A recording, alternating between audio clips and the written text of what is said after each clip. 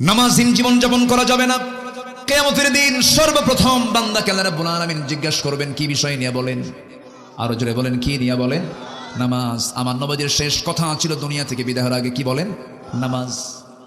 নামাজ ছাড়া যাবে না, নামাজকে বাদ দেওয়া যাবে না। আল্লাহ রাব্বুল আলামিন সুন্দর করে বলছেন, যারা নামাজকে অবহেলা করবে, নামাজ নিয়ে যারা অবহেলা প্রদর্শন করবে তাদের জন্য ওয়াইল নামক দোজখ আছে। আল্লাহ রাব্বুল আলামিন বলেন, যারা পারেন ঠোঁট মিলে আমার সঙ্গে ঠোঁট মিলায় বলুন, ফাওয়াইলুল লিল মুসাল্লিন আল্লাযীনা হুম আন সালাতিহিম সাহুন আল্লাযীনা হুম ইউরাউনা ওয়া ইয়ামনাউনাল মাউন। জোরে বলুন আল্লাহু আকবার। ওই সমস্ত লোকের জন্য ওয়াইল, ওই সমস্ত লোকের জন্য জাহান্নাম, যারা লোক দেখানো নামাজ পড়ে, নামাজও পড়ে কিন্তু লোক দেখানো নামাজ পড়ে, অবহেলা করে নামাজ পড়ে, তাদের জন্য জাহান্নাম। নামাজ যার নাই তার তেমনি জাহান্নাম।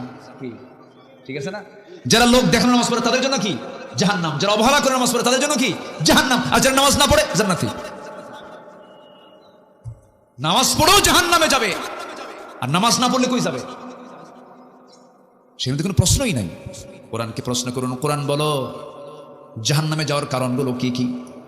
কোরআন বলে দিচ্ছে, মা সালাকাকুম ফি সাকার ক্বালু লাম নাকু মিনাল মুসাল্লিন ওয়া লাম নাকু নুতঈমুল মিসকিন। জাহান্নামবাসীকে বলা হবে, ও সাকারের অধিবাসী। সাকার একটা দোজখের নাম। দোজখের নাম মোট কয়টা বলেন? বলেন কয়টা? 7টা। মোট 7টা দোজখ, এর মধ্যে সাকার নামক একটা দোজখ। সাকারের অধিবাসীকে বলা হবে, ও সাকারের অধিবাসী, আজকে তোমরা সাকারে কেন, দোজখে কেন? তারা বলবে 4টা কাজ করে আসি নাই। কয়টা কাজ শুনবেন? আগ্রহ আছে? নাম্বার 1 হলো নামাজ। আজান শুনেছি খুব সুন্দর করে, মুয়াজ্জিন আজান দিয়েছে, আজান শুনেছি, মসজিদে যাই নাই, নামাজে আদায় হয় নাই, নামাজে হাজির হই নাই, আজকে সেই জন্য আজকে আমরা সাকার নামক দোজখে। তাহলে চিন্তা করে দেখুন, জাহান্নামে যাবার 1 নাম্বার কারণ হলো কি? ছেড়ে দেওয়া। বলেন নামাজ ছেড়ে দেওয়া। তাহলে আজকে আমার দেশে সবচেয়ে বড় অপরাধ কি হচ্ছে বলেন? কি ছেড়ে দেওয়া? নামাজ ছেড়ে দেওয়া। এই অপরাধটা বড়, সবচেয়ে বড় অপরাধ। এই চিন্তা কারো নাই, এই চিন্তা নিয়ে কেউ কথা বলে না। অথচ আল্লাহ রাব্বুল আলামিন বলছেন, রাষ্ট্র গঠন করবা, 4টা আইন দিচ্ছে। 1 নাম্বার আইন হলো তোমরা রাষ্ট্র গঠন করার সঙ্গে সঙ্গে জাহান্নাম থেকে বাঁচার জন্য জাতিকে নামাজের ব্যবস্থা করে দিবা। জোরে কোন সুবহানাল্লাহ। কার কথা? মোল্লার কথা না, আল্লাহর কথা। ইম্মাক্কান্নাহুম ফিল আরদি আকামুস সালাহ ওয়া আতাউজ যাকাত ওয়া আমারু বিল মা'রুফ ওয়া নাহাউ আনিল মুনকার লিল্লাহি আকিবাতুল উমুর। জোরে বলি আল্লাহু আকবার। আমার বন্ধুগণ, এই জন্য নামাজ আমরা ছাড়বো না, নামাজ কি কখনো বাদ দেওয়া যাবে না। আল্লাহ রাব্বুল আলামিন আগে ঈমান আনতে বলেন। সেই ঈমানটা হতে হবে কি? ঈমান, ঈমানের কিছু গুণ আছে, মুমিনের কিছু গুণ আছে, সেই গুণগুলো অর্জন করতে হবে। আল্লাহ রাব্বুল আলামিন কাফিরকে চেনার জন্য কাফিরুন দিয়েছেন, মুনাফিককে চেনার জন্য সূরা মুনাফিকুন দিয়েছেন, আবার মুমিনকে চেনার জন্য সূরা মুমিনুন দিয়েছেন। যারা পারেন ঠোঁট মিলিয়ে বলুন, সওয়াব পাবেন। ক্বাদ আফলাহাল মুমিনুন আল্লাযীনা হুম ফি সালাতিহিম খাশিউন ওয়াল্লাযীনা হুম আনিল লাগযি মু'রিদুন ওয়াল্লাযীনা হুম লিয-যাকাতি ফা'িলুন ওয়াল্লাযীনা হুম লিফুরুজিহিম হাফিযুন। প্রকৃত মুমিন কারা? 1 নাম্বার হলো যারা নামাজটাকে অত্যন্ত খুশুর সঙ্গে আদায় করবে। নাম্বার 2 হলো যারা অনর্থক কোনো কথা মুখ থেকে বের করবে না, বেফাঁস কোনো কথা বলবে না। ইমানদারদের কথা হবে জমির দলিলের মতো। জমির দলিল লেখক যেমন দলিল লিখতে নিয়ে 1000বার চিন্তা করে লেখে, কোনো ভুল লেখে না। দাগ নাম্বার ভুল করলে দলিল বাতিল, সিএস নাম্বার ভুল করলে পরে দলিল প্রশ্নবিদ্ধ হয়ে যাবে। দলিল লেখক যেমন দলিল করতে নিয়ে যেমন নিখুঁত করে বারবার দেখে দেখে চেষ্টা করে লেখেন, ইমানদার যখন চলবে তার কথা হবে জমির দলিলের চাইতে অত্যন্ত যত্নশীল। সে মুখ থেকে বেফাঁস একটা কথাও বলবে না, অযাচিত কোনো কথা মুখ থেকে বের হবে না, মিথ্যাতে দূরেই থাক, অপ্রয়োজনীয় কোনো কথা মুখ থেকে বের হবে না। ইমানদারের প্রত্যেকটা জিহবার ব্যাপারে কে রেকর্ড করেন বলেন? আসতে বলেন না, কে রেকর্ড করেন? মা ইয়ালফিযু মিন কাওলিন ইল্লা লাদাইহি রাকীবুন আতীদ ওয়া ইয়ালামু খাইনাতাল আ'য়ুনি ওয়া মা তুখফিস সুদূর। জোরে বলুন আল্লাহু আকবার। এজন্য কথা আগে না চিন্তা আগে? ভালো করে বলেন, কথা আগে না চিন্তা আগে? চিন্তা আগে। আল্লাহ বলছেন, বান্দারে কথা থেকে, মুখ থেকে বেফাঁস কোনো একটা কথাও বলবা না, যা বলবা চিন্তা করে আগে বলবা, কারণ তোমার কথার ব্যাপারে একদিন জিজ্ঞাসিত হবে।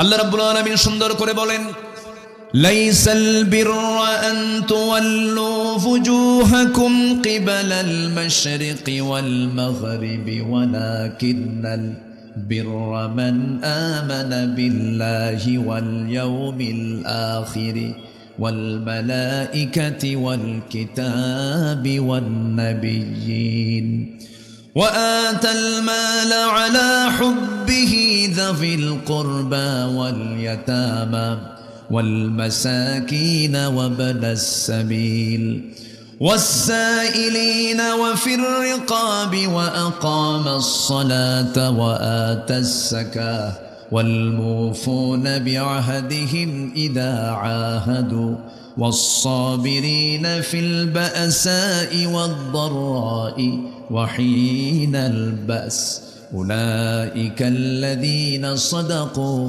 وأولئك هم المتقون جنبون الله أكبر আল্লাহ রাব্বুল আলামিন বলেন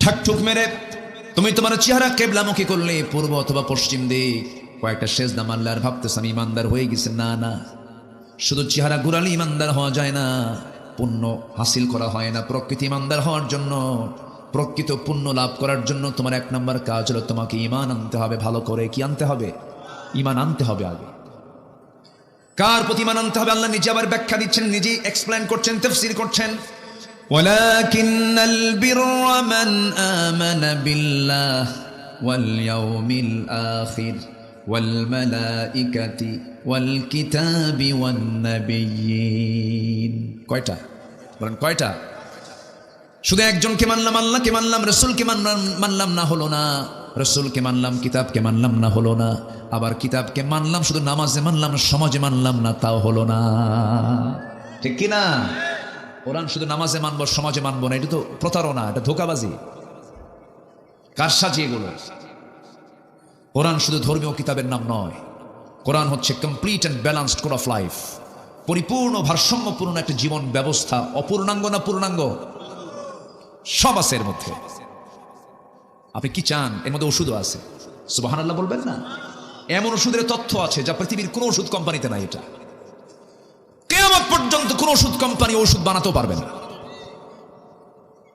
বলবো একটু বলি শোনেন পৃথিবীর কিয়ামত পর্যন্ত কোনো মানুষ এই ওষুধ বানাতে পারবে না যা খুলনাতে উৎপন্ন হয় সুন্দরবনে হয় বলেন কি হয় বলেন কি হয় মধু এই মধু পৃথিবীর কোনো ফার্মাসিউটিক্যাল কোম্পানি বানাতে পারবে আসতে বলবে না পারবে ক্ষমতা আছে কারো কোনোদিন হবে না কোরআন দেখেন কি তথ্য দেয় আপনি শুধু যে ভাববেন যে কোরআন শুধু নামাজের কথা বলে দেখেন কি তথ্য দিচ্ছে 1973 সালে কার্ল ভন ফ্রিচ নামে একজন বিজ্ঞানী মৌমাছির উপরে সে গবেষণা চালায় তিনি গবেষণা চালিয়ে গোটা পৃথিবীতে চাঞ্চল্য সৃষ্টি করেন এবং তিনি একটা বইও লেখেন সে বইয়ের নাম হচ্ছে দ্য ড্যান্সিং বিজ হ্যাঁ তো উনি কিছু তথ্য দেন যে তথ্য তিনি দিয়েছেন যে তথ্যের ভিত্তিতে তিনি নোবেল পুরস্কার পাইছেন সেই তথ্য 1500 বছর আগে কোরআন দিয়ে দিয়েছে যেরকম সুবহানাল্লাহ তাহলে বলেন উনি কি তথ্য দিয়েছেন না তথ্য পাচার করেছেন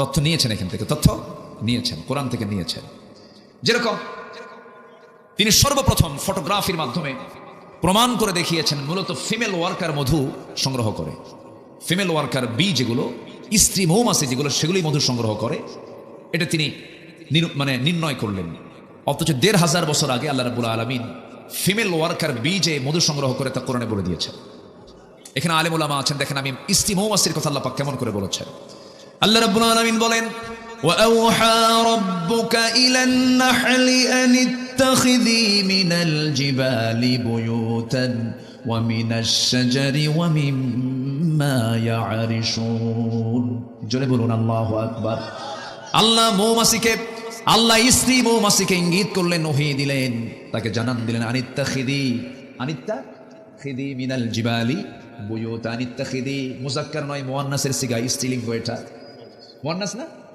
আল্লাহ রাব্বুল আলামিন স্ত্রী মৌমাছিকে জানান দিলেন তোমরা কি করো বাসা বানাও পাহাড়ের পাদদেশে গাছের ডালে ডালে এই যে স্ত্রী মৌমাছিকে মৌচাক বানাতে বললেন এই তথ্য 1500 বছর আগে দিয়েছেন তিনি কে আল্লাহ দিয়ে দিয়েছেন কোরআন মানব রচিত নয়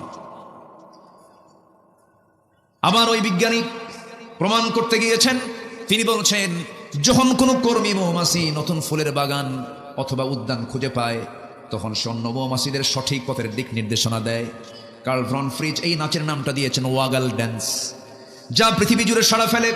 অথচ এই তথ্য কোরআনের কাছে অনেক পুরাতন। কোরআন আগে জানিয়ে দিচ্ছে,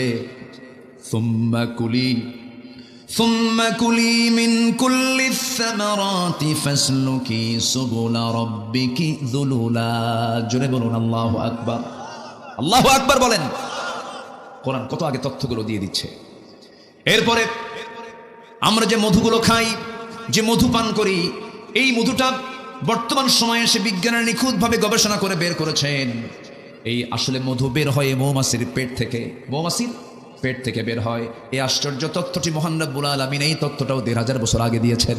ইয়াখরুজু মিন বুতুনিহা, আছে না, ইয়াখরুজু মিন বুতুনিহা শারাবুম মুখতালিফুন আলওয়ানুহু ফীহি শিফাউল লিন-নাসি ইন্না ফী যালিকা লাআয়াতান লিকাওমিন ইয়াতাফাক্কারুন। জোরে বলুন আল্লাহু আকবার। আল্লাহ বলেন, তার পেট থেকে এমন পানীয় বের হয় যা রং ভিন্ন ভিন্ন যাতে রয়েছে মানুষের জন্য সমস্ত রোগের নিরাময়। নিঃসন্দেহে এতে নিদর্শন রয়েছে সেই কওমের জন্য যারা চিন্তা ফিকির করে। জোরে বলি সুবহানাল্লাহ। সম্মানিত ভাইয়েরা, সম্মানিত বন্ধুগণ, সুন্দরবন কাছে তো টের পান না। এই সুন্দরবনের যে মধু আর আমার আপনার ঘরের পাশে যে মধু, দিন রাত তফাৎ, কিন্তু ওটা ফ্রেশ বেশি, ওটা আরো বেশি কার্যকরী। আচ্ছা, এখানে 1 কেজি মধুর দাম কত? মাত্র 800-1200 কোনো মধু হয়?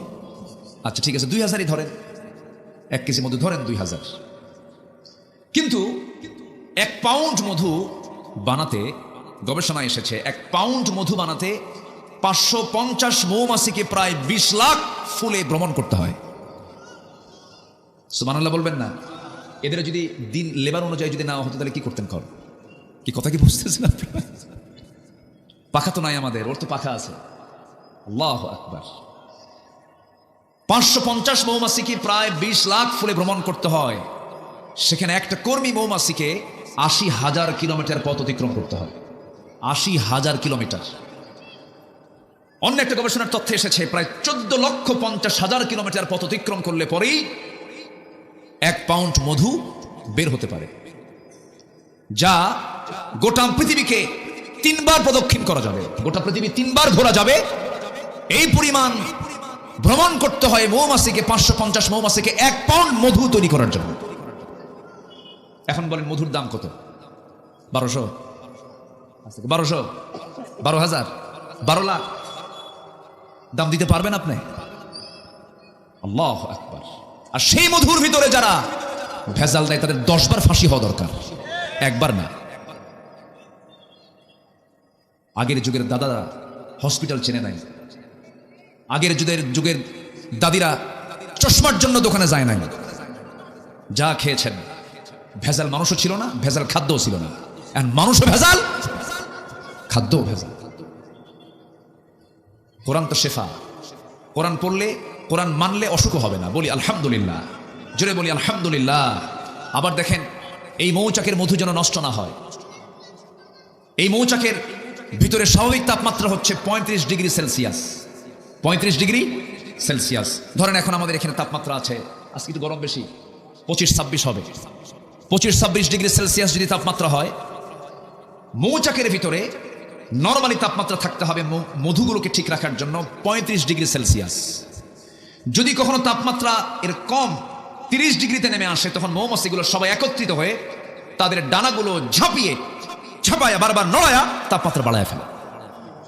যদি বলি সুবহানাল্লাহ। আচ্ছা, আবার যদি তাপমাত্রা বেশি হয়ে যায়, তখন ওদের পাখাটা উল্টা করে আবার ঝাপড়ায়, উল্টা করে, যেন তাপমাত্রাটা যেন বাহির থেকে কিছু বাতাস ঢুকে যেন তাপমাত্রা 35-এ চলে আসে। কেউ তো সুবহানাল্লাহ বললেন না। সব তথ্য কোথায় আছে বলেন তো? বলেন কোন কোথায় আছে? কোথায় আছে? এই তো প্রাণী গেল, আকাশ নিয়ে আল্লাহ রাব্বুল আলামিন কথা বলেছেন। আমি কাতার থেকে বছর 2 আগে আসতেছিলাম, দোহা থেকে আমি ঢাকা আসতেছি। তো কাতার এয়ারওয়েজ আমি বিমানে উঠি, এরকম মনে হয়নি কখনো। দিনের বেলা, দুপুর বেলা 11টার দিকে বিমান আমার, তখন আকাশে আমি নিচের দিকে মেঘমালার দিকে তাকালাম, যতদূর চোখ যায় শুধু মেঘের বিশাল স্তর। তো ভাবলাম যে বিশাল এই যে মেঘমালার কি ওজন আছে নাকি, আমি জানতাম না। ওরে এটা আবার কি, এটা কি ক্রিকেট খেলতেছে নাকি? ও মাশাআল্লাহ, একটা অটিস্টিক মানুষ, হ্যাঁ, কর্মের প্রতি তার কি আগ্রহ, মাশাআল্লাহ। এর তো বাদাম সবগুলো একসঙ্গে নিয়ে ওর দাম দেওয়া দরকার। যে একজন নেন না, একজন নেন, একজন নিয়ে তাকে দিয়ে দেন। জি আমার বন্ধুগণ, তো আমি আসতেছিলাম, মেঘগুলো দেখে ভাবলাম যে এর ওজন আছে নাকি। একটু সার্চ করলাম, একটু গবেষণায় চলে গেলাম। বিজ্ঞান বলছে কিছু কিছু মেঘমালা আছে, কিউমুলিনুম্বাস নামে কিছু মেঘমালা আছে, যাদের ওজন হলো শুধু মন না, ton ton, lakh lakh ton ওজন। জোরে বলি সুবহানাল্লাহ। ঝুলাই রাখছেন কে? কার উপরে? শূন্যের উপরে। কার মাথার উপরে? বলেন কার মাথার উপরে? একটু হুঁশ হয় না? আমাদের হুঁশ হবে কোন দিন? একটা দিনের জন্য কি আল্লাহ তাআলা কখনো একটা মেঘখণ্ড, মেঘমালা ফেলে দিয়েছেন? যদি আল্লাহ পাক মাঝে মাঝে এরকম করে ফেলতেন, কেউ কি বিল্ডিং বানাতো? বিল্ডিং বানাতে আরেক বিপদ হয়ে যেত। একটা দিন মিসিং হলো না। আমার এই মেঘমালাগুলো আল্লাহ রাব্বুল আলামিন বায়ু প্রবাহের মধ্য দিয়া উড়ায় নেন, ঘোরায় নেন। আবার যখন পানিগুলো জমিন থেকে তোলেন, ওয়াটার সাইকেল অনুযায়ী পানি চক্র আকারে। আল্লাহ কোরআনে মেট্রোলজিক্যাল সায়েন্স নিয়ে কথা বলেছেন, আবহাওয়া বিজ্ঞান নিয়ে কথা বলেছেন। আবহাওয়া বিজ্ঞান 19 শতক 20 শতকে সে তথ্য দিয়েছে, 3000 বছর আগে কোরআন সেই তথ্য আগিয়ে দিয়েছে। সুবহানাল্লাহ। আমার বন্ধুগণ, এই যে মেঘগুলো আমরা দেখি, আজকেও সারাদিন মেঘ মেঘ ভাবছিল। এই যে মেঘ জমিন থেকে আল্লাহ রাব্বুল আলামিন তুলে নিয়েছেন, তুলে নেন ওয়াটার সাইকেলের মধ্য দিয়া, পানি চক্রের মধ্য দিয়া। আমার আপনার বাড়ির সামনের ময়লা পানিগুলোকে ফিল্টারিং করে, সমুদ্রের লবণ পানিকে ফিল্টারিং করে লবণগুলো রেখে দিয়া মিঠা পানি আকাশে উঠায় নেন। সেই পানি আকাশে উঠায় নেওয়ার পরিমাণ এক বছরে প্রায় 513 ট্রিলিয়ন টন। জোরে কোন সুবহানাল্লাহ। 513 trillion ton, trillion million billion না, 513 ট্রিলিয়ন টন পানি জমিন থেকে তোলেন। এটা বিজ্ঞানীদের একটা মেজারমেন্ট, এর কম বেশি একটু হতে পারে। তাহলে এই পানি সিস্টেম যদি এরকম না করে আল্লাহ যদি মানুষকে দায়িত্ব দিতেন, তাহলে গোটা দুনিয়া শুধু পাইপ দিয়েই ভরা থাকতো। কি দিয়ে ভরা থাকতো? কোন পাইপ দিয়া। আর আল্লাহ তাআলা কি সুন্দর করে এমন ফিল্টার দিয়েছেন, সেই ফিল্টার দেখাও যায় না। কি উন্নত প্রযুক্তি আল্লাহ তাআলার। জমিন থেকে পানি তুলতেছেন, লবণ রেখে দিয়া, পচা আবর্জনা রেখে দিয়ে সুন্দর ফ্রেশ পানি তুলতেছেন। আল্লাহু আকবার বলেন। কে চালান? আসতে কে চালান? কি পরিমাণ পানি তোলেন? যে পরিমাণ পানি বৃষ্টি আকারে আসে। বিকাদারিন, বিমাইন বিকাদারিন। আল্লাহ পাক পরিমাণ মতো পানি তোলেন, অপরিমাণ মতো না। জোরে বলি সুবহানাল্লাহ। কার অবদান? আসতে বলবেন না, কার অবদান? আল্লাহ। এরপরে আল্লাহ রাব্বুল আলামিন লোহা নাজিল করেছেন। কি নাজিল করেছেন বলেন তো?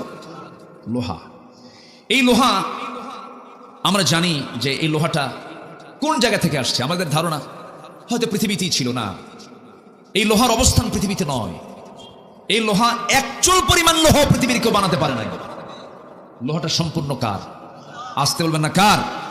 লোহা নামে একটা সূরা আছে, তার নাম কি বলেন? হাদিদ। মৌমাছি নামে একটা সূরা আছে, তার নাম কি? নাহাল। তাহলে মৌমাছি বললাম, এখন হাদিদে আসেন লোহা। এটা সূরার নামকরণ করা হয়েছে, মানে কি বহু তথ্যের মধ্যে আছে। পৃথিবীতে যেটাই করতে যাবেন আগে কি দরকার?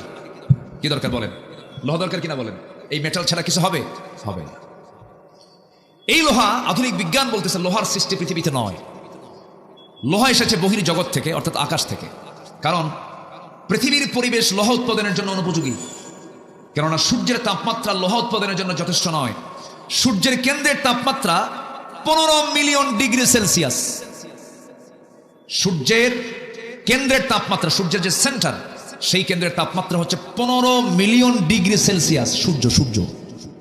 কেউ তো আল্লাহু আকবার বললেন না। মানুষের কি ক্ষমতা আছে সূর্যের কাছে যাওয়ার? ক্ষমতা আছে? আচ্ছা। আর সূর্যের পৃষ্ঠে অর্থাৎ ফটোস্ফিয়ারের তাপমাত্রা হচ্ছে 5.5 থেকে 6,000 ডিগ্রি সেলসিয়াস। অথচ লোহা উৎপাদনের জন্য আনুমানিক দরকার হচ্ছে 5 বিলিয়ন ডিগ্রি সেলসিয়াস। লোহা উৎপাদন করতে গেলে যে তাপমাত্রা লাগবে, সেই তাপমাত্রার পরিমাণ হলো 5 বিলিয়ন ডিগ্রি সেলসিয়াস। বিজ্ঞানীদের ধারণা, কোন সুপারনোভা থেকে বিস্ফোরণ হয়ে এই লোহা এই দুনিয়ায় তার আগমন ঘটতে পারে। মহান রাব্বুল আলামিন আজ থেকে 1500 বছর আগে লোহা যে নাজিল করেছেন তা জানিয়ে দিয়েছেন। সুবহানাল্লাহ বলবেন না? আল্লাহ রাব্বুল আলামিন বলেন, وأنزلنا الحديد فيه بأس شديد ومنافع للناس সূরাতুল হাদিদ আয়াত নাম্বার 25 আল্লাহ রাব্বুল আলামিন বলছেন আমি লোহাটা আকাশ থেকে নাজিল করেছি জোরে বলি সুবহানাল্লাহ তাতে রয়েছে ফিহি বাসুন শাদীদ তাতে রয়েছে প্রচন্ড শক্তি ওয়া মানাফিউ লিন-নাস এবং মানুষের জন্য অনেক উপকার আছে না নাই আবার এই লোহা দিয়ে যদি আকাম কুকামো করে তারও সুযোগ আছে না নাই আসতে বলবেন না আছে না নাই আচ্ছা আপনি বড় আলেম ভালো কোনো ব্যক্তিকে পাহারা দিবেন তার পাহারার জন্য অস্ত্রের দরকার আছে না নাই বলেন তো অস্ত্র নিয়ে দাঁড়ায় থাকলেন সে অস্ত্র ভালো মানুষের উপকারে আসছে আবার এই অস্ত্রই যদি আপনি অর্থাৎ শিশুর হাতে আপনি যদি চাকু তুলে দেন আপেল কাটার জন্য সে কি আপেল কাটবে না হাত কাটবে সে আপেল তখন আপনি কিন্তু ওই ছুরি দিয়ে আপনি আপেলই কাটবেন আপনি হাত কাটবেন না তো আজকে এই যে লোহাটা আল্লাহ পাক দিয়েছেন এই লোহাটার উপকারিতা প্রত্যেকটা কাজই প্রয়োজন আল্লাহ পাক এর জন্য এই মেটাল নামে একটা সূরা নাজিল করেছেন তাহলে এখন বলুন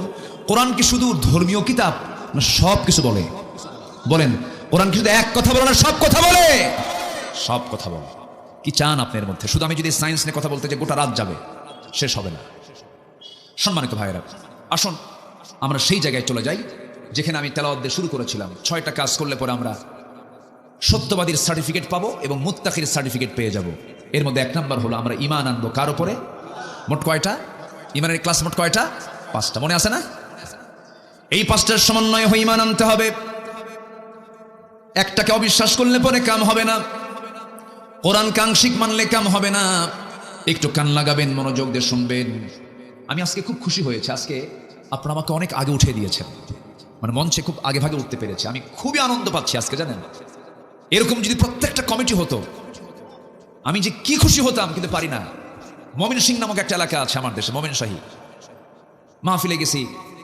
রাত 8টার দিকে গেছি বললো হুজুর খাওয়া দাওয়া করেন লেপ কম্বল দিলাম ঘুমান তো বললাম আমার উঠাবেন কখন গত বছর প্রধান বক্তা যে সময় উঠছে তার 1 ঘন্টা আপনি আগে উঠবেন আমাকে 2:30টার দিকে ডাক দিয়ে বললো হুজুর আপনি 3টায় উঠবেন আলোচনায় গত বছর প্রধান বক্তা উঠছিল 4টায় এবার একটু প্রমোশন হয়েছে রাত কয়টায় 3টায় বলেন তো সে রাত 3টায় কি ওয়াজ হয় না আওয়াজ হয় আলোচনা না আলোচনা এই হচ্ছে অবস্থা ম্যাক্সিমাম মাহফিলগুলোতে টাইম সিলেকশনের অভাবে মাহফিলটা মরে যায় মাহফিলটা প্রাণহীন হয়ে যায় সব মাহফিলে লেখা থেকে প্রধান বক্তা কিন্তু মাহফিলে যে হয়ে যায় শেষ বক্তা সবার শেষে উঠায় দেয় আদর্শ মাহফিলের বৈশিষ্ট্য হলো তার টাইম সিলেকশনে খুব অনড় থাকতে হবে লোক কি আসলো না আসলো ওটা বিষয় না পরীক্ষার সময় মতো নামাজ সময় মতো মাহফিলের সময় মতো ঠিক কিনা এটা উচিত চট্টগ্রামে আমার গত পরশুদিন মাহফিল ছিল চট্টগ্রামে বাংলাদেশের সবচাইতে বড় মাহফিল যেটা প্যারেড ময়দান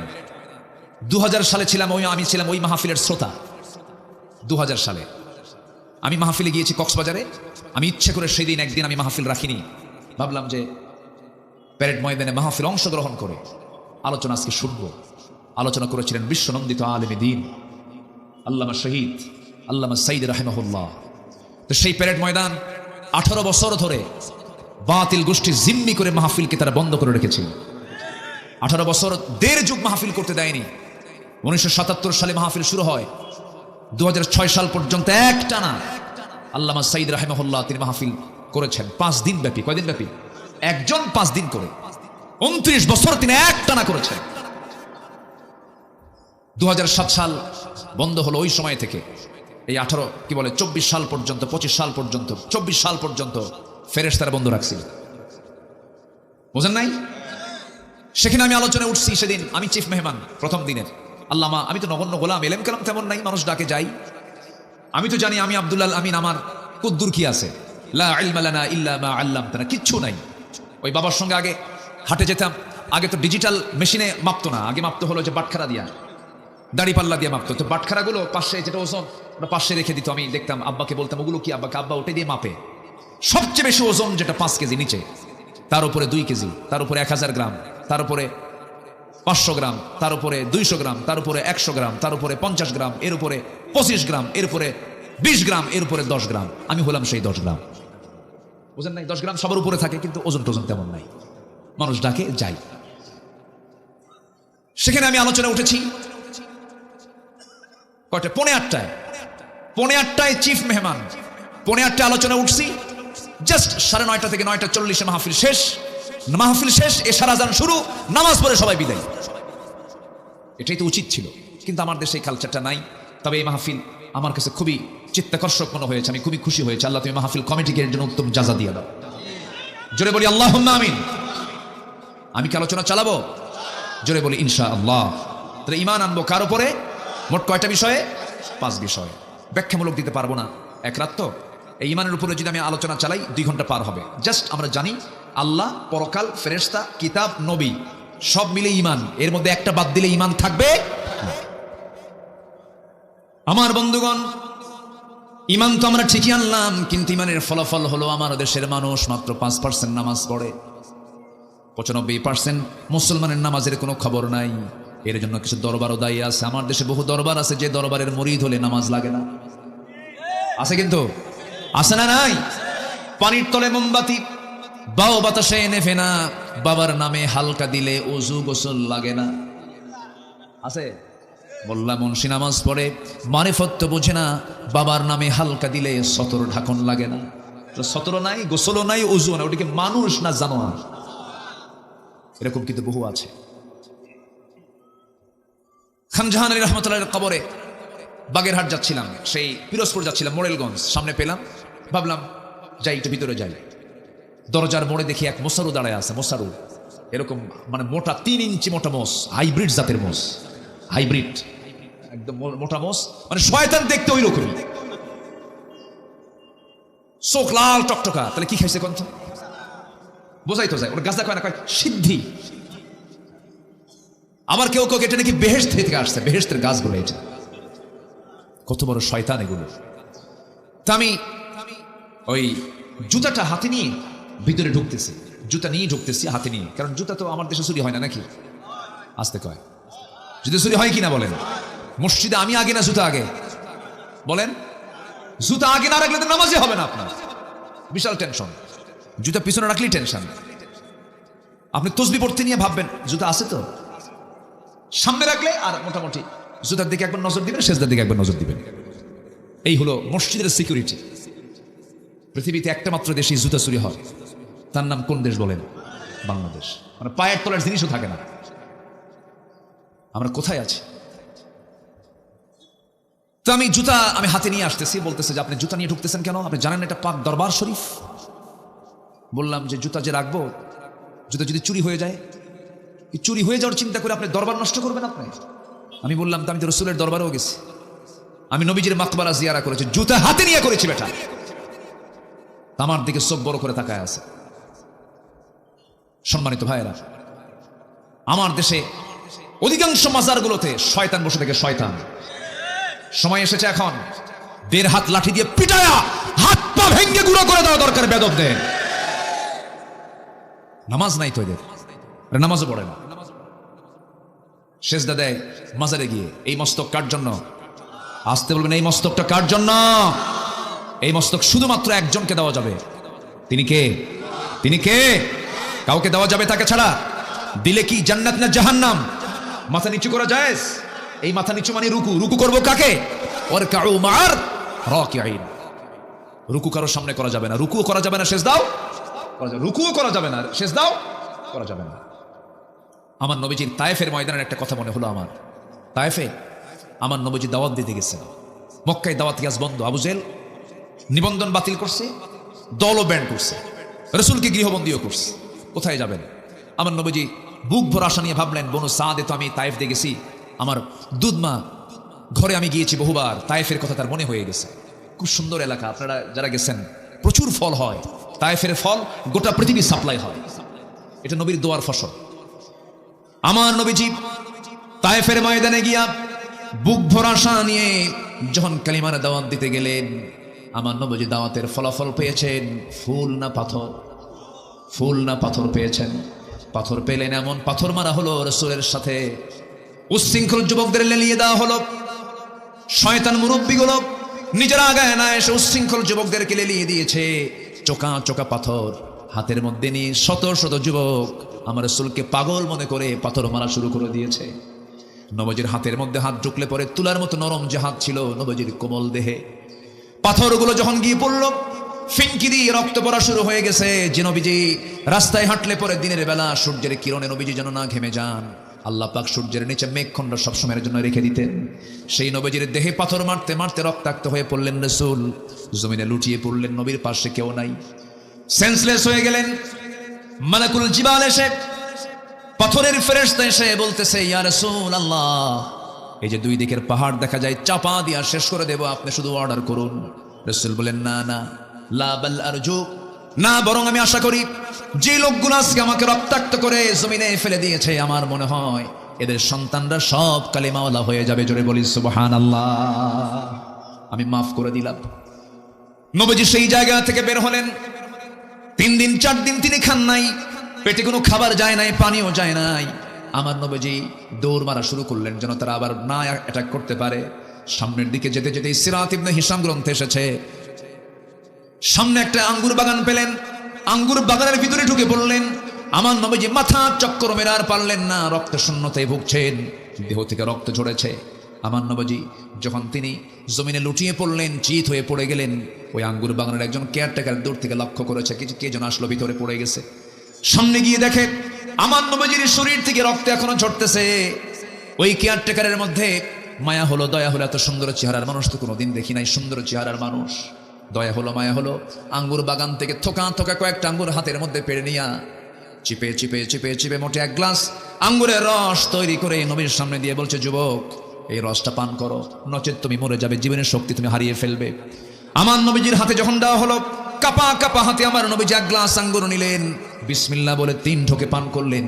3 ঢোকে পান করার পরে আমার নবীজি মুস্কি হাসি মেরে চোখটা খুলে ওই যুবকের দিকে তাকায় বলছেন, যুবক, তোমার নামটা তো আদ্দাস, তাই না? আদ্দাস মনে মনে চিন্তা করে, আমাকে দেখলো না, আমাকে চিনলো না, আমার কোনো কিছুই জানে না, অথচ সেই লোকটা আমার নামটা বললো কেমনে? রাসূল এবার বলছেন, তুমি কি চিন্তা করো ও আদ্দাস? তোমার গ্রামের বাড়ির নাম হলো নিনুয়া, নিনুয়া নামক গ্রামে তোমার জন্ম। আর আশ্চর্য হয়ে চিন্তা করে, আমার গ্রামের নামটা বললো কেমনে? এবার রাসূল বলছেন, তুমি কি চিন্তা করো ও আদ্দাস? তুমি যে গ্রাম নিনুয়াতে জন্মগ্রহণ করেছো, সেই গ্রামে জন্মগ্রহণ করেছেন আল্লাহর পয়গম্বর ইউনূস আলাইহিস সালাতু ওয়াস সালাম। এবার আদ্দাসের টনক নড়ে গেল, এত তথ্য জানলো কেমনে লোকটা? এবার বলতেছে, যুবক, আমার নাম বললে, আমার গ্রামের নাম বললে, আমার গ্রামের হিস্টোরি শত শত মাইল দূরে, তোমার তো জানার কথা নয়, তোমাকে কে বললো, কে জানায় দিল? এবার রাসূল বলছেন, আদ্দাস, একজন নবীর কাছে আর একজন নবীর খবর থাকতেই পারে। জোরে বলি সুবহানাল্লাহ। আদ্দাসের বুঝতে দেরি হলো না। আদ্দাস এবার রাসূলকে লক্ষ্য করে বলছেন, ওরে মুহাম্মদ, তুমি মনে হয় আল্লাহ আব্দুল্লাহর পুত্র মুহাম্মদ, যার কথা শুনেছি মক্কায় তার জন্ম, তুমি কি সেই ব্যক্তি নাকি? আমি সেই ব্যক্তি। সঙ্গে সঙ্গে লাফ মেরে গিয়ে নবীর 2 পায়ে 2টা হাত রেখে সেজদা দিয়ে রাসূলকে ধন্য করবে খ্রিস্টানি কায়দায়। রাসূল চান্স দিলেন না, সঙ্গে সঙ্গে সরে গিয়ে আদ্দাসের 2টা হাত শক্ত করে ধরে বুকের সঙ্গে বুক লাগায় দিলেন। সুবহানাল্লাহ বলবেন না? বিশ্বনবী সেজদা নিয়েছেন, আর এই বদমাইশরা সেজদা নেয়, হাত পা ভেঙে গুঁড়া করে দেওয়া দরকার। আমার নবীজি বললেন, আদ্দাস ওঠো, বুকের সঙ্গে বুক লাগায় দিলেন আর বললেন, তুমিও বান্দা আমিও বান্দা, আল্লাহু আকবার, তুমিও বান্দা আমিও বান্দা, আমার কাছে ওহী আসে আর তোমার কাছে ওহী আসে না। ইন্নামা আনা বাশারুম মিসলুকুম ইউহা ইলাইয়া আন্নামা ইলাহুকুম ইলাহু ওয়াহিদ। আমার কাছে ওহী আসে, তোমার কাছে ওহী আসে না। যখন রাসূল তাকে বুকের সঙ্গে জড়িয়ে ধরলেন, আদ্দাস বলছে, আপনি আল্লাহর নবী, বিন্দু পরিমাণ কোনো সন্দেহ নাই। জোরে বলি সুবহানাল্লাহ। আমার ভাইরা, এই জন্য ঈমান এনেছি আমরা, কোনো শিরকির কাছে যাওয়া যাবে না, বেদাতের কাছে যাওয়া যাবে না, কোনো কুফরি হানতের পরিবেশে যাওয়া যাবে না। ঈমানকে ফ্রেশ রাখতে হবে, নামাজ ঈমানদার হতে হবে। আমার দেশে নামাজ ঈমানদার বেশি না বেনামাজ ঈমানদার বেশি? বেনামাজি ঈমানদার, কিন্তু ঠিক আছে, বেনামাজি ঈমানদার না। কেমনে কি বলবো বলেন, বলাই তো মুশকিল। বেনামাজি ঈমানদার নাকি? জটিল ব্যাপার না? হুজুর, নামাজ নাই তো কি হয়েছে, আমার কি ঈমান নাই? আছে কিনা? আছে কিনা? ওদের সাফা আরো শক্ত না দুর্বল? ওদের সাফা কিন্তু আরো শক্ত। নামাজ না পড়ুক কিন্তু ঈমান আছে। না না, নামাজ যার মধ্যে নাই সে ব্যক্তি প্রকৃত ঈমানদার হতে পারে না। কারণ রাসূল বলেছেন, আল ফারকু বাইনাল মুমিন ওয়াল কাফির তারকুস সালাহ। হাদিসটা বড় ভয়ঙ্কর। একজন কাফির এবং একজন মুমিনের মধ্যে পার্থক্য সৃষ্টি করে দেয় হলো নামাজ। নামাজহীন জীবন যাপন করা যাবে না। কিয়ামতের দিন সর্বপ্রথম বান্দাকে আল্লাহ রাব্বুল আলামিন জিজ্ঞাসা করবেন কি বিষয় নিয়ে বলেন, আরো জোরে বলেন কি নিয়ে বলেন? নামাজ। আমার নবীর শেষ কথা ছিল দুনিয়া থেকে বিদায় হওয়ার আগে কি বলেন? নামাজ। নামাজ ছাড়া যাবে না, নামাজকে বাদ দেওয়া যাবে না। আল্লাহ রাব্বুল আলামিন সুন্দর করে বলছেন, যারা নামাজকে অবহেলা করবে, নামাজ নিয়ে যারা অবহেলা প্রদর্শন করবে, তাদের জন্য ওয়াইল নামক দোজক আছে। আল্লাহ রাব্বুল আলামিন বলেন, যারা পারেন ঠোঁট মিলে আমার সঙ্গে ঠোঁট মিলায় বলুন, ফাওয়াইলুল লিল মুসাল্লিন আল্লাযীনা হুম আন সালাতিহিম সাহুন আল্লাযীনা হুম ইউরাউনা ওয়া ইয়ামনাউনাল মাউন। জোরে বলুন আল্লাহু আকবার। ওই সমস্ত লোকের জন্য ওয়াইল, ওই সমস্ত লোকের জন্য জাহান্নাম, যারা লোক দেখানো নামাজ পড়ে, নামাজও পড়ে কিন্তু লোক দেখানো নামাজ পড়ে, অবহেলা করে নামাজ পড়ে, তাদের জন্য জাহান্নাম। নামাজ যার নাই তার তেমনি জাহান্নাম। কি ঠিক আছে না? যারা লোক দেখানো নামাজ পড়ে তাদের জন্য কি? জাহান্নাম। যারা অবহেলা করে নামাজ পড়ে তাদের জন্য কি? জাহান্নাম। আর যারা নামাজ না পড়ে জান্নাতি। নামাজ পড়েও জাহান্নামে যাবে, আর নামাজ না পড়লে কই যাবে? সেখানে কোনো প্রশ্নই নাই। কোরআনকে প্রশ্ন করুন, কোরআন বলো জাহান্নামে যাওয়ার কারণগুলো কি কি? কোরআন বলে দিচ্ছে, মা সালাকাকুম ফি সাকার ক্বালু লাম নাকু মিনাল মুসাল্লিন ওয়া লাম নাকু নুতঈমুল মিসকিন। জাহান্নামবাসীকে বলা হবে, ও সাকারের অধিবাসী। সাকার একটা দোজকের নাম। দোজকের নাম মোট কয়টা বলেন? বলেন কয়টা? 7টা। মোট 7টা দোজক, এর মধ্যে সাকার নামক একটা দোজক। সাকারের অধিবাসীকে বলা হবে, ও সাকারের অধিবাসী, আজকে তোমার সাকারে কেন, দোজকে কেন? তারা বলবে 4টা কাজ করে আসি নাই। কয়টা কাজ শুনবেন? আগ্রহ আছে? নাম্বার 1 হলো নামাজ। আজান শুনেছি খুব সুন্দর করে মুয়াজ্জিন আজান দিয়েছে। আজকে মাগরিবের নামাজ এখানে নতুন মসজিদে পড়েছি। যেখানে মসজিদ হয়েছে না একটা, মাগরিবের নামাজ, এটা প্রথম নামাজ হয়েছে না? প্রথম মাগরিবের নামাজ আজকে হয়েছে, বলি আলহামদুলিল্লাহ। আজান হয়েছে, আজান শুনেছি, মসজিদে যাই নাই, নামাজে আদায় হয় নাই, নামাজে হাজির হই নাই। আজকে সেই জন্য আজকে আমরা সাকার নামক দোজকে। তাহলে চিন্তা করে দেখুন, জাহান্নামে যাবার 1 নাম্বার কারণ হলো কি? ছেড়ে দেওয়া। বলেন নামাজ ছেড়ে দেওয়া। তাহলে আজকে আমার দেশে সবচেয়ে বড় অপরাধ কি হচ্ছে বলেন? কি ছেড়ে দেওয়া? নামাজ ছেড়ে দেওয়া। এই অপরাধটা বড়, সবচেয়ে বড় অপরাধ। এই চিন্তা কারো নাই, এই চিন্তা নিয়ে কেউ কথা বলে না। অথচ আল্লাহ রাব্বুল আলামিন বলছেন, রাষ্ট্র গঠন করবা, 4টা আইন দিচ্ছি। 1 নাম্বার আইন হলো তোমরা রাষ্ট্র গঠন করার সঙ্গে সঙ্গে জাহান্নাম থেকে বাঁচার জন্য জাতিকে নামাজের ব্যবস্থা করে দিবা। জোরে কোন সুবহানাল্লাহ। কার কথা? মোল্লার কথা না, আল্লাহর কথা। ইম্মাক্কান্নাহুম ফিল আরদি আকামুস সালাহ ওয়া আতাউজ যাকাহ ওয়া আমারু বিল মা'রুফ ওয়া নাহাউ আনিল মুনকার ওয়া লিল্লাহি আকিবাতুল উমুর। জোরে বলি আল্লাহু আকবার।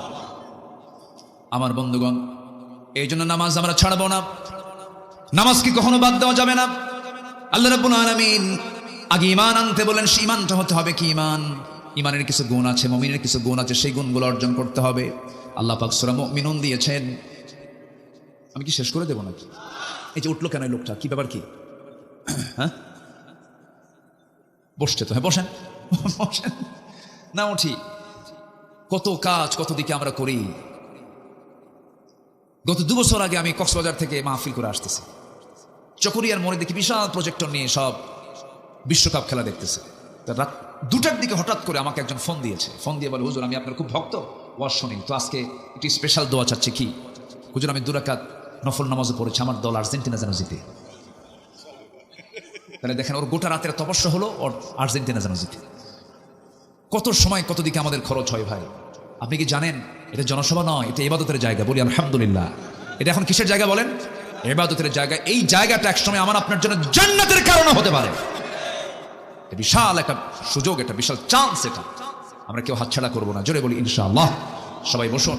আমি খুবই খুশি, লোকজন নড়াচড়া করছেন না, যারা আছেন বসে আছেন। বলি আলহামদুলিল্লাহ। সম্মানিত ভাইয়েরা, তাহলে আমরা ঈমান এনেছি কিন্তু ঈমানের গুণ নাই। ওটা কি ঈমান আনা হলো বলেন তো? ছাত্র কিন্তু পড়ে না। বলেন তাহলে কি সে ছাত্র? ছাত্রের কাজ কি হবে? পড়া। আর ঈমানদারের কাজ কি হবে? গুণগুলো নিজের ভিতরে উপস্থিত করা। ঈমানদারের গুণ কি? আল্লাহ রাব্বুল আলামিন কাফিরকে চেনার জন্য কাফিরুন দিয়েছেন, মুনাফিককে চেনার জন্য সূরা মুনাফিকুন দিয়েছেন, আবার মুমিনকে চেনার জন্য সূরা মুমিনুন দিয়েছেন। যারা পারেন ঠোঁট মিলিয়ে বলুন, সওয়াব পাবেন। ক্বাদ আফলাহাল মুমিনুন আল্লাযীনা হুম ফি সালাতিহিম খাশিউন والذين هم عن اللغو معرضون والذين هم للزكاة فاعلون والذين هم لفروجهم حافظون প্রকৃত মুমিন কারা? এক নাম্বার হলো যারা নামাজটাকে অত্যন্ত খুশুর সঙ্গে আদায় করবে। নাম্বার 2 হলো যারা অনর্থক কোনো কথা মুখ থেকে বের করবে না, বেফাঁস কোনো কথা বলবে না। ইমানদারদের কথা হবে জমির দলিলের মতো। জমির দলিল লেখক যেমন দলিল তিনি 1000বার চিন্তা করে লেখে, কোনো ভুল লেখে না। দাগ নাম্বার ভুল করলে দলিল বাতিল, সিএস নাম্বার ভুল করলে পরে দলিল প্রশ্নবিদ্ধ হয়ে যাবে। দলিল লেখক যেমন দলিল করতে নিয়ে যেমন নিখুঁত করে বারবার দেখে দেখে চেষ্টা করে লেখেন, ইমানদার যখন চলবে তার কথা হবে জমির দলিলের চাইতে অত্যন্ত যত্নশীল। সে মুখ থেকে বেফাঁস একটা কথাও বলবে না, অযাচিত কোনো কথা মুখ থেকে বের হবে না। মিথ্যা তো দূরেই থাক, অপ্রয়োজনীয় কোনো কথা মুখ থেকে বের হবে না। ইমানদারের প্রত্যেকটা জিহবার ব্যাপারে কে রেকর্ড করেন বলেন? আসতে বলেন না, কে রেকর্ড করেন? মা ইয়ালফিযু মিন কাওলিন ইল্লা লাদাইহি রাকীবুন আতীদ ওয়া ইয়ালামু খাইনাতাল আ'য়ুনি ওয়া মা তুখফিস সুদূর। জোরে বলুন আল্লাহু আকবার। এইজন্য কথা আগে না চিন্তা আগে?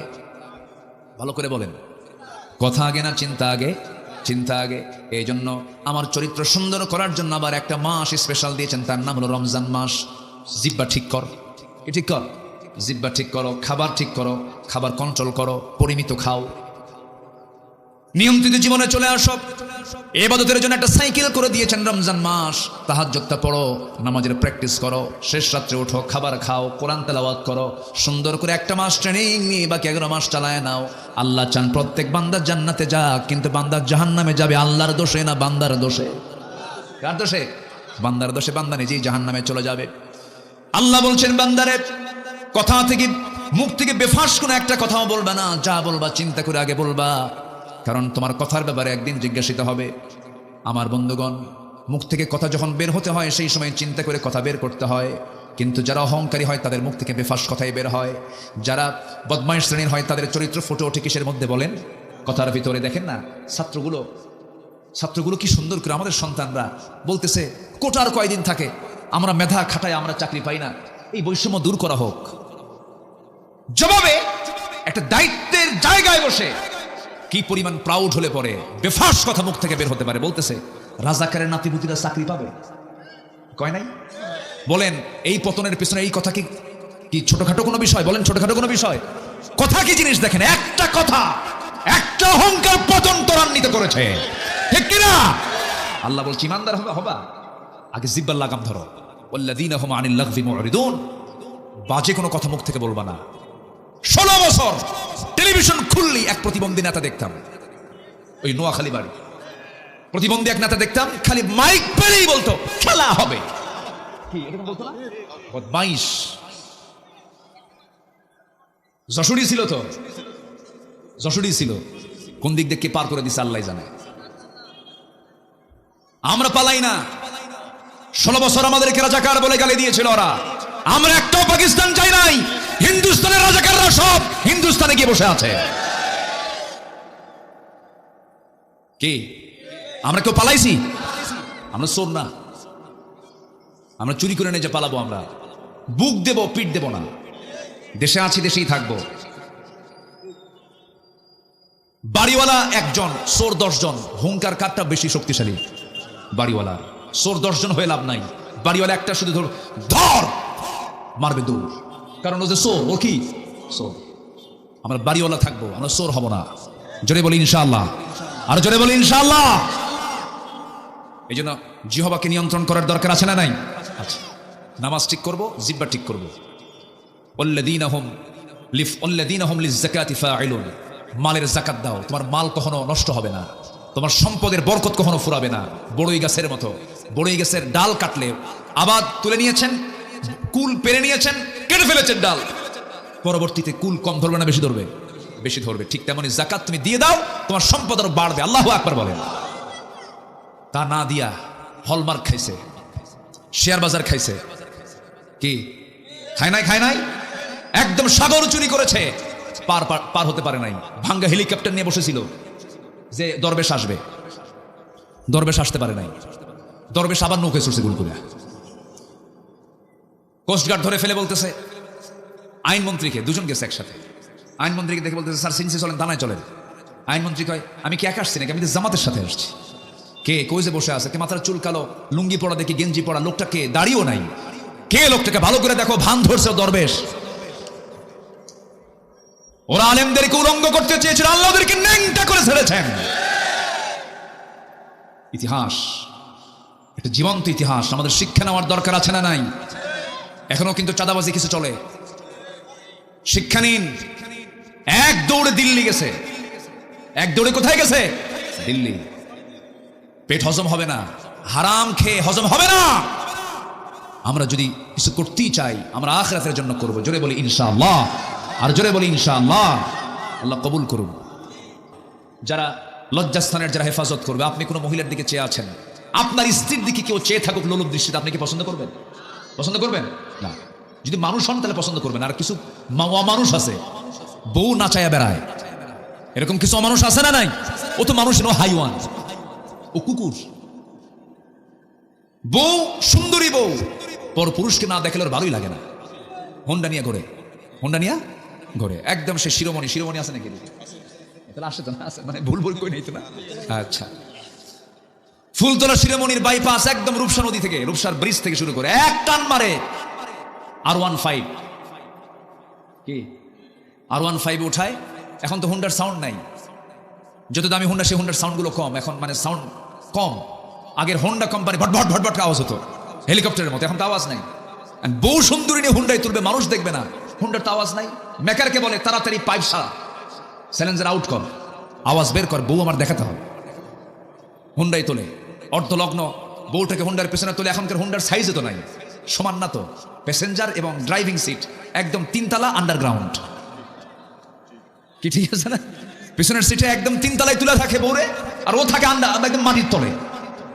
মানে পর্দায় থাকা দরকার যার, ও নাই, ও গেছে মাটিতে, দুই দিকে পা দিয়া বসে। এক টান দিল, জাতি হতবাক হয়ে গেল যে কি গেল। সন্ধ্যার আগ দিয়ে রূপসার তীরে হলদেটে রঙিন সূর্যের নিচে iPhone 16 Pro Max ফোন দিয়ে, যেন ছবিতে কোনো কিছু কালিমা না থাকে, একদম ফ্রেশ একখান ছবি, অর্ধলগ্ন ছবি তুলে, লাল লিপস্টিকওয়ালা ছবি তুলে ফেসবুকে আপলোড দিয়ে বলে, প্রিয় বন্ধুরা আসুন আমার বউটাকে সবাই জামাতের সাথে দেখি। যেরকম নাউজুবিল্লাহ, এরকম কিছু লম্পট মার্কা কিছু পুরুষ আছে না নাই? আল্লাহ বলছেন আল্লাযীনা হুম লিফুরুজিহিম হাফিযুন, যারা লজ্জাস্থানকে হেফাজত করবে, আমি আল্লাহ তাকে নিজের হাতে জান্নাতুল ফিরদাউসের চাবি তুলে দেব। কার কথা? কার কথা? আল্লাহর কথা। তাহলে নামাজটা রেগুলার, বাজে কথা বাদ, যাকাত ঠিক মতো না, এরপরে লজ্জাস্থানকে হেফাজত করা। নাম্বার 5 হলো ওয়াল্লাযীনা হুম লিআমানাতিহিম ওয়া আহদিহিম রাউন, আমানত ঠিক রাখা, ওয়াদা ঠিক রাখা। রাষ্ট্র ক্ষমতা একটা আমানত, রাষ্ট্র ক্ষমতা একটা কি আমানত। ঠিক ছিল নাকি? ঠিক ছিল, হ্যাঁ? এরপরে নাম্বার 6 হলো ওয়াদা ঠিক রাখা। ওয়াদা একটা গুরুত্বপূর্ণ বিষয়। নির্বাচনের আগে বলেছিল একজন নেত্রী, আমার দেশে একজন নেত্রী নির্বাচনের আগে বলেছিলেন, আগামী নির্বাচনে ক্ষমতা আসলে পরে মদিনার সনদে দেশ চালাবো। কি বড় একটা ডাহা মিথ্যা কথা কয়, একটা অনিসলামী দলের নেত্রী কয়, ইসলামী দল না কিন্তু, সে বলতেছে মদিনার সনদে দেশ চালাবো। শয়তানরা বিশ্বাস করে না এই কথা। মদিনার সনদে দেশ চালায় নাই, মোদির সনদে দেশ চালাইছে। তাহলে নয় কেন না বাদ, এগুলোই করেছে ওরা। ওয়াদা ঠিক নাই, আমানত ঠিক নাই, এগুলো ইমানদার হতে পারে না। শেষে নামাজ দেওয়া শেষ করছেন আল্লাযীনা হুম আলা সালাওয়াতিহিম ইউহাফিযুন, যারা নামাজের ব্যাপারে যত্নশীল হবে। উলাইকা হুমুল ওয়ারিসুন, ওরাই হচ্ছে ওয়ারিস। যেরকম বাবার সন্তান ওয়ারিস, আল্লাহ বলছে উলাইকা হুমুল ওয়ারিসুন, ওরাই হচ্ছে ওয়ারিস। আল্লাযীনা ইয়ারিসুনাল ফিরদাউসা হুম ফিহা খালিদুন, যার ওয়ারিস হবে, যাকে আমি আল্লাহ তাআলা জান্নাতুল ফিরদাউসের ওয়ারিস বানায় দেব। কত বড় অফার এটা! আসুন সেই গুণগুলো আমরা অর্জন করে আল্লাহ সেই তৌফিক সবাইকে দান করুন। জোরে বলি আল্লাহুম্মা আমিন। আচ্ছা, গেল ঈমান গেল, এখন আছে কয়টা? 5টা। মোট 6টা কাজ। মোট কয়টা কাজ? ঈমানের ভিতরে আবার কয়টা কাজ? 5টা। এটা তো শেষ করেছি আক্ষরিকভাবে। নাম্বার 2 হচ্ছে 6টা কাজের নাম্বার 2 হচ্ছে প্রিয় জিনিস, প্রিয় মাল, প্রিয় সম্পদ খরচ করা কার পথে? আল্লাহর পথে। 7 দিন ধরে পকেটে সেনা 2 টাকা ঘুরে, ফকিরও নেয় না, বিড়ির দোকানদারও নেয় না। 7 দিন ওই টাকা পকেটে আসে। কি করা যায়? শুক্রবারে জুমার নামাজ পড়তে যায়, সামনে একটা বাক্স আসে, ওর তো চোখ নাই, ওর চোখ আছে, ও কথা কয় না। এখন সামনের ওই বাক্স যখন আসে তখন ডানে তাকায় বামে তাকায়, তো দেখলো নাকি, আস্তে করে পকেট থেকে সেনা 2 টাকা ঢুকা দিয়ে কয়, আল্লাহ সব দেওয়ার দরকার নেই, থোয়ার জায়গা পেলাম না, দিয়ে গেলাম। এটা কি প্রিয় জিনিস দান করে? আল্লাহ বলছেন তোমার প্রিয় জিনিস খরচ করো। কোথায় কোথায়? যাবিল কুরবা, নিকট আত্মীয়ের জন্য খরচ করো, ওয়াল ইয়াতামা, এতিমদের জন্য খরচ করো। কিন্তু মানুষগুলো আজকে এতিমকেও দেয় না, নিকট আত্মীয়কে না দিয়া চলে যায় হলো মাজার শরীফ। কি ঠিক কিনা? অন্য জায়গায় চলে গেল। নিকট আত্মীয়কে আপনি দিবেন আগে, এতিমকে দিবেন, মিসকিনকে দিবেন, পথিককে দিবেন, সাইলকে দিবেন, অফির রেকাব। আপনি সমস্ত খাতগুলো আল্লাহ পাক দেখে দিয়েছেন, খরচ কিন্তু এই জায়গায় করতে হবে। নিজের বোনের সংবাদ রাখে না, ধর্ম বোন বানায়। নিজের ভাইয়ের সংবাদ রাখে না, ধর্ম ভাই বানায়। নিজের মার খবর রাখে না, ধর্ম মা বানায়। আছে না? এই আছে না নাই বলেন তো, আছে না নাই? ধর্ম মা বলতে কোনো কিছু আছে নাকি? ধর্মের বোন বলতে কিছু আছে নাকি? না, এগুলো ভুয়া। এগুলো কি ভুয়া? এগুলো কোনো ভিত্তি নাই, এগুলো হারাম, এগুলো মানবেন না কখনো। নিজের বোনের খবর নেয় না কেন? নিজের বোন বাপ মরে গেছে, সম্পদের জন্য এসে মাঝে মাঝে ভাইকে বলে, ভাই বাপ মারা গেল, এক যুগ হলো, ফুলতলার মোড়ে 10 কাঠা জায়গা আছে, তোমরা বিল্ডিং করে আসছো, সেখানে কি আমাদের হক নাই? তোমরা 2 ভাই, আমরা 2 বোন, সেখানে 3টা ভাগ হবে, তোমরা 2 ভাই 2 ভাগ নিয়ে নিয়েছো, 5 শতক 5 শতক 10 শতক, আমরা সেখানে পাই 3.5 করে, দিয়ে দাও। কিন্তু এই কথা বললো কেন? ভাই রাগ করে ওই বোনের সঙ্গে আর কথা বলে না, এমন ভাই বুঝি অভয়নগরে নাই? আছে কিনা? আছে। বোনকে দেয় না, আবার বোনের কাছ থেকে ফুসলায় কেমনে নেবে, বিভিন্ন চান্স খোঁজে। মাঝে মাঝে বোনকে দাওয়াত দিয়া পিঠা খাওয়ায়, মাঝে মাঝে বোনকে দাওয়াত দিয়া কুমিল্লার রসমালাই, টাঙ্গাইলের চমচম, নাটোরের কাঁচাগোল্লা, বগুড়ার দই, যশোরের খই, আর কি আছে যশোর?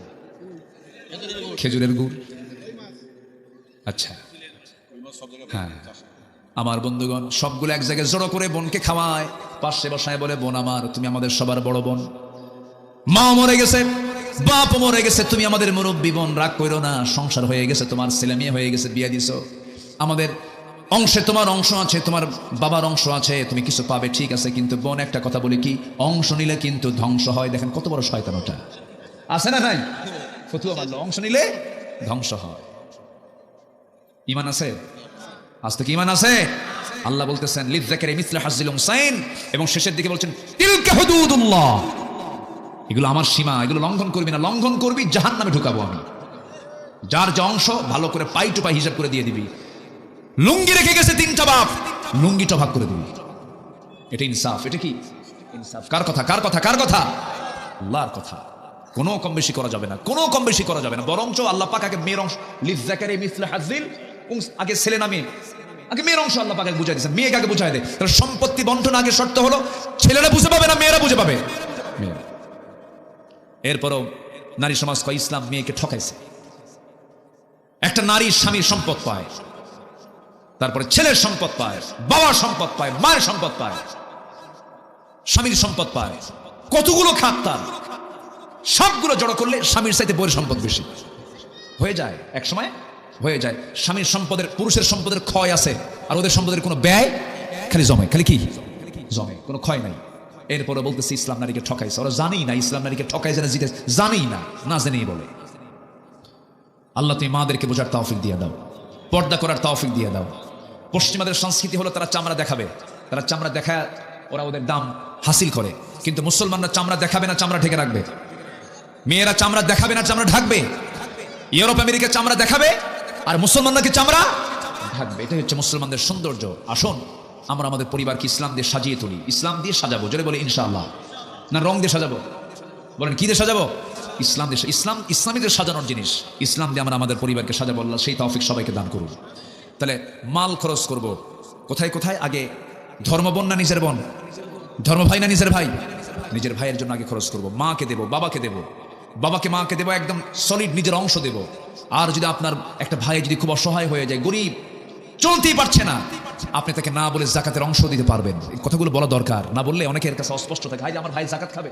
আপনি আপনার নিজের ভাইকে না বলে তাকে জাকাতের অংশ দিতে পারবেন, কিন্তু কখনো ভুল করেও কিন্তু মসজিদেও দেওয়া যাবে না, বাপ মারে দেওয়া যাবে না। কি কথা কি বোঝা গেল? বাপ মা জাকাত খাবে? আসতে কয় বাপ মা জাকাত, বাপ মা আপনারটা খাবে, আপনারটা, আপনি যেটা খান সেখান থেকে খাবে, এটা বাপ মার অধিকার, এটা বাপ মার কি অধিকার। বাপ মাকে দেওয়া সুন্নত না ফরজ? ফরজ। আল্লাহ তুমি সবাইকে বোঝার তৌফিক দাও। নাম্বার 3 ওয়াকামাস সালাহ, যারা নামাজ কায়েম করবে। নাম্বার 4 ওয়াতাজ যাকাত, যারা যাকাত দেবে। নাম্বার 5 যারা ওয়াদা ঠিক রাখবে। ওয়াসসাবিরিনা ফিল বাসা। নাম্বার 6 হচ্ছে সুখে দুঃখে কষ্টে যাতনায় সব জায়গায় ধৈর্য ধরবে। কার উপরে? আল্লাহর উপর। আল্লাহ বলছেন এরাই হচ্ছে সত্যবাদী, এরাই হচ্ছে মুত্তাকি। যেরকম সুবহানাল্লাহ। আলোচনা শেষ।